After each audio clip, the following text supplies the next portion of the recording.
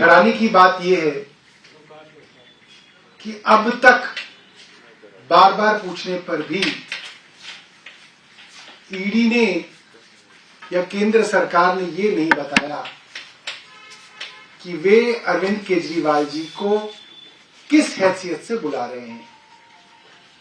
ना वो गवाह हैं, ना वो अभियुक्त हैं। ईडी ने अब तक साफ नहीं किया।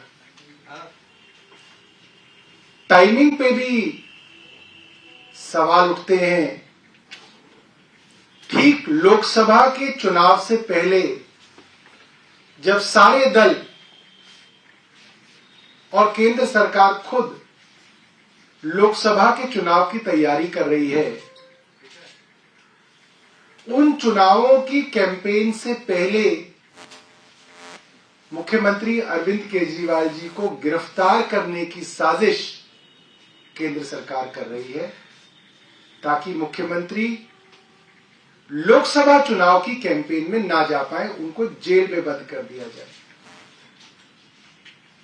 हम सब ये बात जानते हैं, पिछले 1.5 साल से इन्वेस्टिगेशन चल रही है। 1.5 साल हो गया है। जब चार्जशीट दायर हो चुकी है, चार्जशीट के बाद इस स्टेज पे अरविंद केजरीवाल जी को क्यों बुलाया जा रहा है? आपकी इन्वेस्टिगेशन तो 1.5 साल से चल रही है, आपको 1.5 साल बाद याद आया? इन सवालों के जवाब केंद्र सरकार को और ईडी को देने चाहिए। ये बात जानते हैं कि मनीष जी को करीब 1 साल से गिरफ्तार किया हुआ है। उनके खिलाफ कोई सबूत अदालत में पेश नहीं कर पाए हैं। आज नहीं तो कल मनीष जी निर्दोष साबित होंगे और रिहा होंगे। ये बात केंद्र सरकार भी जानती है। इसलिए सोचा जा रहा है कि किसी तरीके से अरविंद केजरीवाल जी को भी इस मुकदमे में गिरफ्तार कर लिया जाए। हम सब ये चीज देख रहे हैं कि देश के अंदर जितने भी अपोजिशन पार्टी के लीडर्स हैं, उनको किसी ना किसी मामले के अंदर ईडी द्वारा गिरफ्तार करने की कोशिशें हो रही हैं।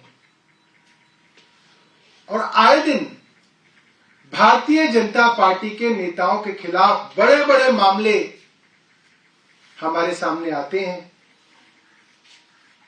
मगर उनके अंदर कोई ईडी, कोई सीबीआई कोई पूछताछ नहीं कर रही, कोई गिरफ्तारी नहीं कर रही। जिन बड़े बड़े नेताओं के खिलाफ भारतीय जनता पार्टी ने कैंपेन चलाया, भ्रष्टाचार के खिलाफ कैंपेन चलाया, चाहे वो शुभेंदु अधिकारी हो, टीएमसी में थे, भ्रष्टाचार का कैंपेन चलाया, भारतीय जनता पार्टी में आ गए। मुकुल रॉय हो, कैंपेन चलाया गया, कहा गया मुकदमे किए जाएंगे, वो भी भारतीय जनता पार्टी में आ गए, सब मामले समाप्त हो गए।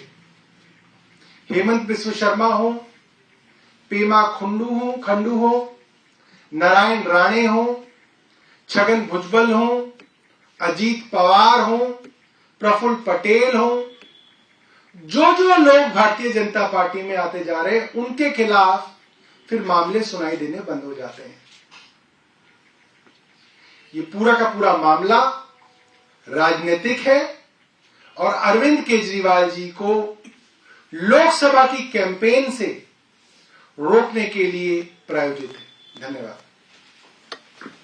सौरभ जी, पहली बार जब ईडी का समन आया था, उसके जवाब में आप लोगों ने ये पूछा था कि किस हैसियत से बुला रहे हैं, लेकिन ये भी कहा था 5 राज्यों में चुनाव होने वाले हैं। अब फिर ये कहा जा रहा है कि लोकसभा के चुनाव होने वाले थे। ऐसे तो देश में चुनाव होते ही रहते हैं। नहीं, लोकसभा के बाद कोई चुनाव नहीं, कोई विधानसभा का चुनाव नहीं है। कहाँ है? हरियाणा का चुनाव, तो देर है, बिहार का तो चुनाव देर में, तो बहुत देर में। तो लोकसभा चुनाव के बाद अरविंद केजरीवाल जाएंगे, लेकिन समन का जवाब मतलब जाएंगे। अभी मैंने आपको बताया कि ईडी ने अब तक नहीं बताया कि उनको वो किस हैसियत से बुला रहे हैं। गवाह की हैसियत से बुला रहे हैं, एक्यूज की हैसियत से बुला रहे हैं, ऐसे ही बुला रहे हैं, ये ईडी बताए। कानूनी किस तरह की आपको राय मिली है? क्योंकि एक सीमा तक ही आप नोटिस के ऊपर ना जाए, तो क्या कब तक स्किप किया जाएगा? कानून चल ही कहाँ रहा है, तो पूरी की पूरी राजनीति चल रही है। कानून से काम चल ही कहाँ रहा है? ऐसा कानून कहीं देखा है आपने कि जो आदमी एक्यूज हो, ईडी सीबीआई के मुकदमे चल रहे हो, वो आदमी भारतीय जनता पार्टी में आ जाए और फिर सारे मामले खत्म हो जाए? ये कानून में कहाँ लिखा है? मुझे तो इस देश का कानून ऐसा नहीं मालूम कि ऐसा था। लेकिन और मैं तो आपको एक नहीं दर्जनों उदाहरण दे रहा हूं।